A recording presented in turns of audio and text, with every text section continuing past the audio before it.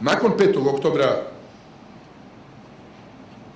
6., 7. i 8. oktobra nastupaju novi događaj i danas se u našoj javnosti postavlja pitanje zašto se nije dogodio 6. oktobar.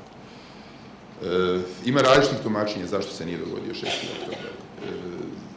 Ima različitih historijskih i političkih tumačenja. Ja imam svoju tezu zašto se nije dogodio 6. oktobar. Kada smo svi očekivali da će promena u društvu ići jednim intenzitetom koji će podrazumevati ilustraciju, koji će podrazumevati promene dramatične i velike, kvalitativne promene u institucijama, sistema.